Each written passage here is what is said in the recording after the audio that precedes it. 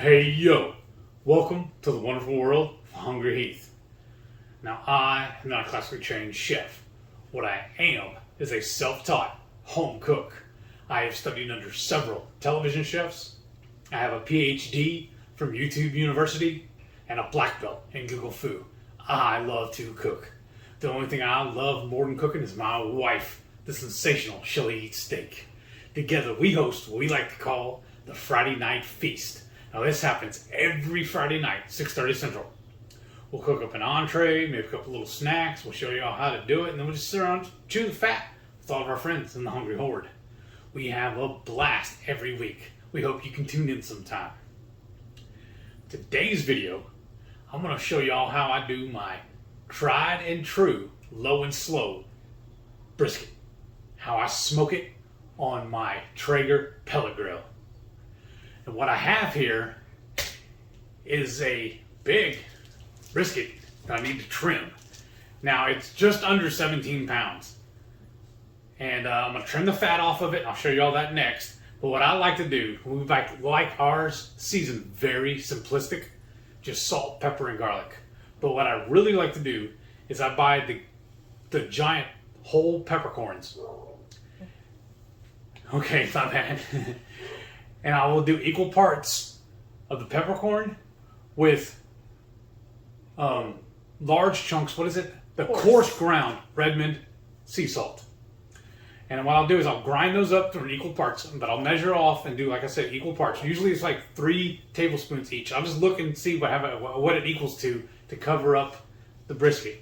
And then I'll dust it lightly with some Redmond's garlic salt. So it just has a hint of garlic in it. And then I'll just cook it until it's done around 205, 210, right in that range. And then I'll just check it, make sure it's probe tender. And I'll show you all that when it gets closer.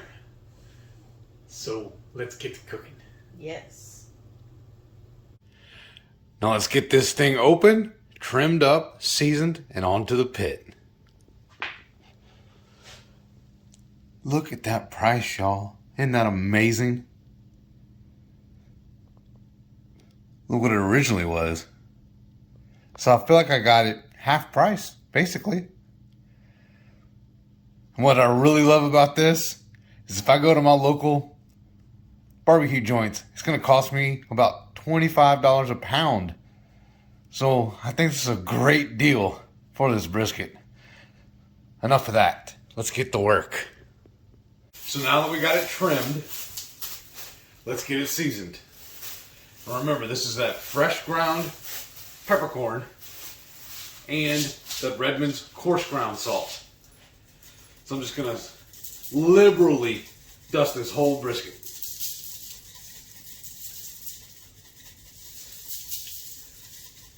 Now the reason why I do it this way, because we love seeing and tasting the big flakes. Now, I'm going to follow this up with, let me get it open, right? The Redmond's garlic salt. And that'll be plenty for that. So this is what it looks like now that I got it well seasoned. Now I'm fixing to walk out to the pit, put it on there, and get it cooking.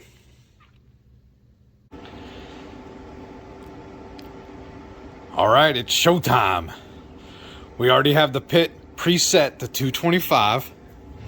I loaded the brisket, stabbed it with my meat probe. And if you can see, it's a little bit too tall. It touches my top grate. I could have removed it, but this is fine. It'll cook. And I'll see y'all in a couple of hours. A couple, I wish. Like I said, it's almost a 17-pound brisket. This might take me all night long, but labor of love. This brisket's been on for almost 24 hours. Let's get it off and get it inside. So here's what it looks like fresh off the pit. I'm gonna wrap it in foil and let it rest before we start slicing it up. Oh, wow. Definitely smoky. And I'm just going to keep cutting this down. Got that a little too thick right there, but that's fine. Oh, yeah, y'all. We have brisket steaks, right? If you go someplace and they shave the brisket, that's a sign of a not very good brisket. Good brisket, you should be able to see the bark, should have a nice smoke ring, and a good amount of moisture, and then definitely fall apart when you're ready to eat it. Wow. Okay. One more and then I should be ready for the flat part or the fatty part. Might have the words mixed up. Heath's the barbecuer. Okay, so when you get to the fatty part, what you want to do is you're going to turn it 90 degrees. Then I just like to cut down the middle. Wow. Cutting so easy. Oh yeah. Ooh, wow. Definitely, and this has chilled for a good couple hours. And then from here, I do like to cut these nice cuts, because this is, to me, the star. I like a really nice fatty or moist part of a brisket. To me, that's where all the flavor is. And oh my gosh, y'all, this is so juicy that it's just about to fall apart. And we did let this rest for more than a couple of hours, just the timing. They always suggest letting it rest at least 1 hour, but I'm going to tell you what we have learned is I aim for at least 2 hours of resting. It just seems like it really allows the brisket to retain a lot of their juiciness, and it therefore ends up being a lot more tender. And that's really what we want. Wow, that last part here, y'all. Wow. Oh, wow. Look at the juice. Oh my gosh. I don't know if y'all could see how great this is. It's got a wonderful bark on it. Oh my God.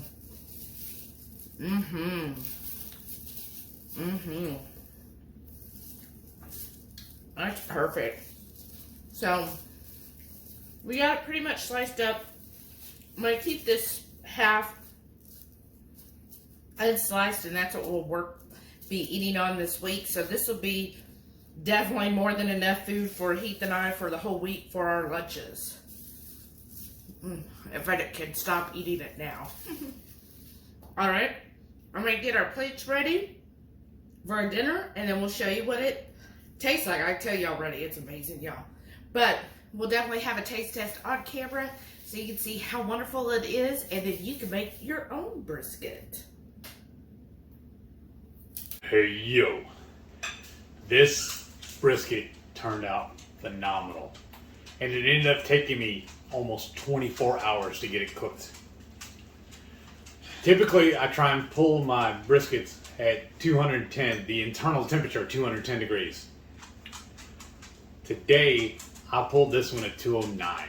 I was watching it and it kept floating back and forth between 208 and 209. I'm like, you know what? I'm done. We're going to be eating on this all week. So every time we heat it up, it's going to cook it a little bit longer. So that's close enough. I'm tired of waiting on this. I put it on at 8 o'clock yesterday morning. Let it roll all night long at 225 degrees. All day, then all night.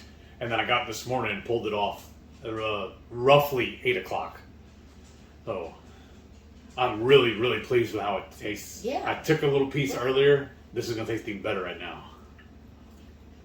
It's so juicy.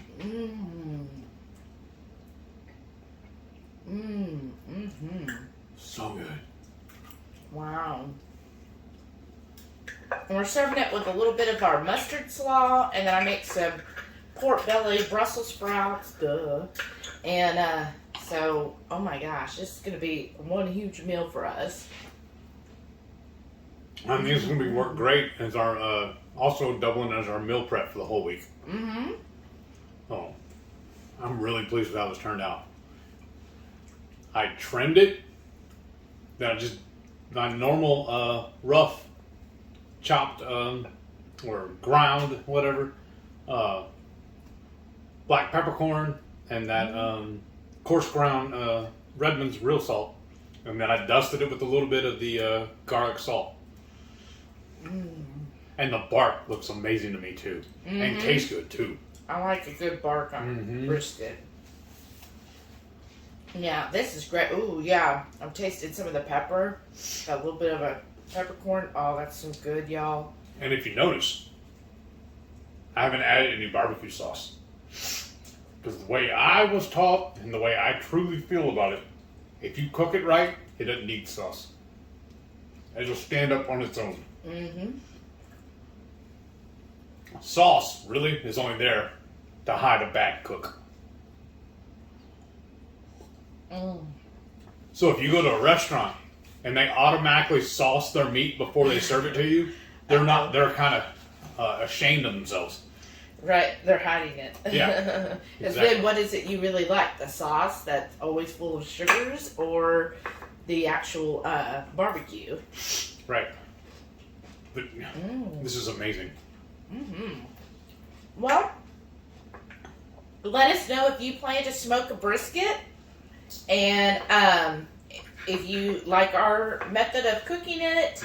Let us know how it turns out. I know with summer coming, a lot more people will be going outside smoking, so hopefully you can take on a brisket. It really is easy. The most I would say is patience.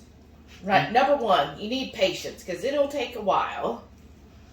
The trick to it is you need to cook the temperature, not the time. So you have to be patient with it and let the meat get to where it needs to get. Don't rush things. Because like I said, I put it on at 8 o'clock yesterday morning. I pulled it at 8 o'clock this morning. So that's a long cook. And the only thing I really did, I never opened the pit. Because the rule is, if you're looking, you ain't cooking. That'll throw things off. So the only thing I really adjusted was I kept adding pellets to the cooker to make sure I did not run out of fuel. And I've had several people ask me, can this be done in an oven? And yes you can. Honestly, the only difference between cooking on a barbecue pit or a smoker and an oven is just the fuel source. Your oven is either going to be gas or electric in your house. It's just not going to have the wood or the wood, smoke flavoring to it. And technically, on my pellet grill, I'm not going to have that deep of a smoke flavor either, because it's not real wood; it's wood pellets. But look at that smoke ring. I know, but it's a lot. It's not as drastic as it would be if I did it like I used to do in my old stick burner. Yeah. But it's just, I really joke around and call my pellet smoker an easy bake oven, because that's how easy it is to do it. I just even let it run all night long with nothing, watching nothing on it. Well, all right. Thank y'all for watching. I appreciate y'all.